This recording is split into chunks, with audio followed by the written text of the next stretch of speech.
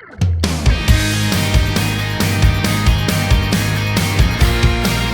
it's Sally Steele, and welcome to another episode of my Sally Steele Rock Show. Tonight, I talked to Mark Kendall of Great White. He talks about what he saw that night at the tragic Rhode Island fire. Hey, it's Sally Steele here at high noon at the Cannery Casino. We've got a lot of rock and roll action happening on a Saturday night here in Sin City. We've got Great White, LA Guns, later Pretty Boy Floyd. I'm going to go in and do my interviews now, so come on, let's go. Hey, it's Sally Steele from Sally Steele Rock Show, and we were here with the Mr. Great White, Mark Kendall. How you doing? Doing good. We're glad to have you back in Vegas. Actually, drove to the gig. That's a rarity. Oh, really? Yeah. By yourself, or? Yeah. I just drove. It took me 3 hours and 15 minutes, which is flying pretty good. Drive her more often. We love to have you. So we're here at the Cannery now. What's going on with the band now? You said that Andrew isn't here tonight. Right. What happened when he first joined the band? He had one obligation to fill with Last in Line because they had made an EP. Oh, this came out of the blue for us asking him, if he went. Because what happened was Mitch had to cancel a gig to go do a Van Halen kind of tribute thing. So we heard about Andrew. Kind of knew a little about him because we'd seen him when they did the Rock Vault thing, and knew a little bit about the Last in Line, knew he had really good pipes. So he came and filled in when we played with Foreigner up north. And we didn't even rehearse. It was he came in my room and we went over the songs like acoustically really quick. And he went out and just sang like Gangster. I was like so blown away by this guy. I know. He's in demand. He sings the songs perfect, and he's never jammed with us. It was like crazy.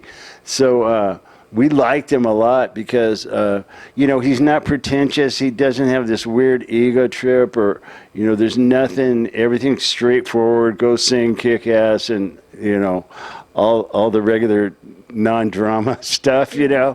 And I fell in love with the guy, and but he told us we got one problem. He goes, at the end of September, I have a show with Last in Line, and that's a conflict because you guys have a date booked. The date was booked before he joined, so we got a kid that sings really good. He's from a band called All or Nothing. He's from Birmingham, Alabama. See the cute little blonde guy that was talking about my boots? That's him, man. He's like, he's 20 years. He's probably not old enough to get in here. But he sings really good. He came really prepared. We rehearsed yesterday, so we're just going to have fun tonight. I think people will dig this kid. He came really prepared, so. Well, now, is Mitch still in the band and Andrew still in for Mitch, or what's going on? No, Mitch is out. We kind of separated from Mitch, and that's why we needed a singer. And, Andrew, we'd already worked with him that one show and just asked him if he's interested, and he said he was. He's done about 20 shows now. Okay. And it's just unreal. He's just real natural, which is what I like. He's not a scripted singer. In other words, he doesn't have things pre-planned what he's going to say.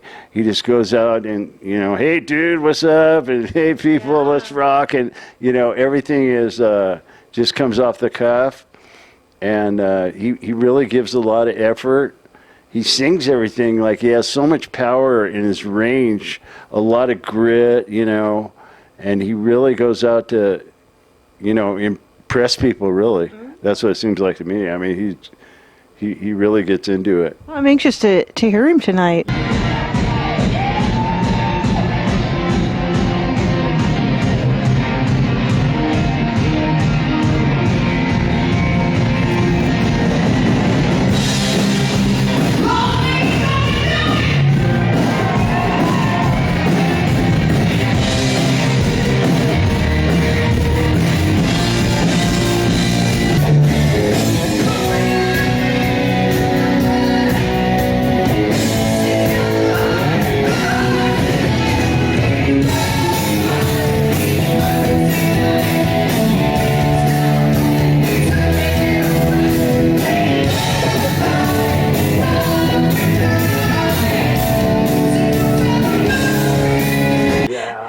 So now, what happened with Terry Lewis? Terry, we had a few issues. He did a lot of projects. We're kind of really similar to Mitch, nothing huge, no big fights or anything. It just kind of going separate ways.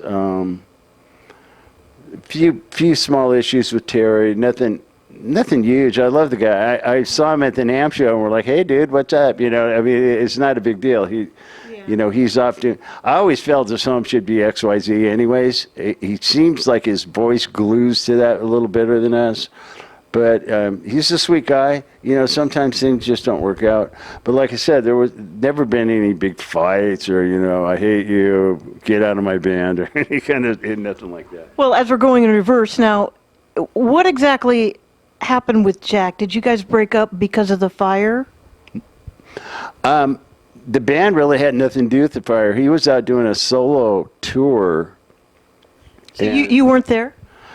Well, here's what happened. His manager called me because the ticket sales were really poor. And so I said I'd go out for 4 weeks to try to help him and maybe play some more Great White material because he was playing like all his solo album stuff out with his solo band. And they were playing everything on his album except for Once Bitten, Twice Shy. They played that at the end of the show. Mm-hmm. Anyways, I thought it was a great record, but I think it was a little too mellow for fans, because this bad boy sleeved guy is doing this very pop-orientated music. And so the ticket sales were suffering. His manager called and asked if I'd go out there, and I said I would. The first show, this spark thing went off, and it startled me because no one told me about it, but they told me it's cold sparks, it's very safe, and I go, well, still tell me if you can use it so I don't have a heart attack. The pyros. I don't have that great of a ticker. Anyways, so yeah, the accident happened. I think people are misunderstood that thinking Great White uses pyro because we've never used it before. And the main reason is we're not a spectacle kind of band. We just want. You're not Kiss. We just want give us a lot of lights, maybe a little fog on the ballad, and girls backstage. That's pretty much the end of Great White. We don't go blow stuff up and whatnot. So it was kind of strange, but it was a solo thing. So, all the merchandise he had was all Jack Russell CD, Jack Russell T-shirts. That's what picture behind us, That's what I want to point out. Somebody made a comment on the interview I did with him. It's like, yeah, it was Russell's show, and I didn't know that. I thought it was all Great White. So you guys came in at the last minute. Well, first it was just the Jack Russell For You tour, and when I went out there, not even realizing, but after I did it 3 or 4 shows, I saw a flyer that said Jack Russell's Great White. Oh. I go, and I even called the manager. I go, you're calling it Jack Russell's Great White? And I go, whatever, that's cool. But the night of the accident, they actually put Great White on the marquee, and I think that's where the confusion came. But Audie, Michael, nobody, I didn't know anyone in his band. I just met him for the first time. Well, I mean, I hate to, I'm sure you've been asked this before, but so what was your experience that night? You're on stage and this fire breaks out. Just an awful experience. I talked to my pastor. It was the most horrific thing. I'm very close with everybody in Rhode Island. We're constantly in contact on Facebook. It's just an awful night, So you were on stage, and then when you were on stage when the fire broke out, or? Yeah. Well, it was very mild looking, but I felt heat, and I never felt heat before with this stuff. And so I knew there was something wrong, so I went out in the back door to get out of everybody's way so they could put it out. I thought maybe they'd have a fire extinguisher. Cause they didn't? I saw on the wall, it was just a very small part of the foam had caught fire. And I thought for sure that they would just put it out. But when they opened the doors, this whole place was lined with this black foam stuff. And come to find out later, of course I didn't know it then, but the fire marshal said it was equal to 13 gallons of gasoline on the wall or something. So when they opened doors, the backdraft or whatever made it just go up, and it was just horrific, man. I don't even like to think about it. So you were out in the back parking lot. You didn't see everything happening inside. No, I was in the back parking lot, but I could see that the place was that it was smoke coming out, and it was a horrific nightmare. I could see that. Did people try to run out the back door, or just they ran out the front? After I went out and they opened the door, a few people got out, and from the place going out, I don't think they really could. They'd have to go through, the heat and everything. Yeah, it's just a tragedy. And did they not have any fire extinguishers? I mean, you said they would put it. I don't know. I don't think so. That they had a lot of violations. They had a lot of code violations. No workman's comp. They had doors chained shut. There was like 4 exits, and 2 of them were chained shut, so people couldn't sneak in. That's what I was told. So people couldn't sneak in. Okay. But if there's an emergency, they can't get out because the 2 of the doors. So it was only the door where the ticketing is, and then the very back door. So wow. Okay. That's why it was turned out to be such a nightmare.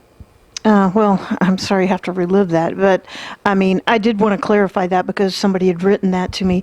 Now, Jack, I guess he's still out doing the Jack Russell Great White. Now, do you guys kind of feel like, he's taken your gigs or vice versa, or does he feel like you're? No, there's never been any problems.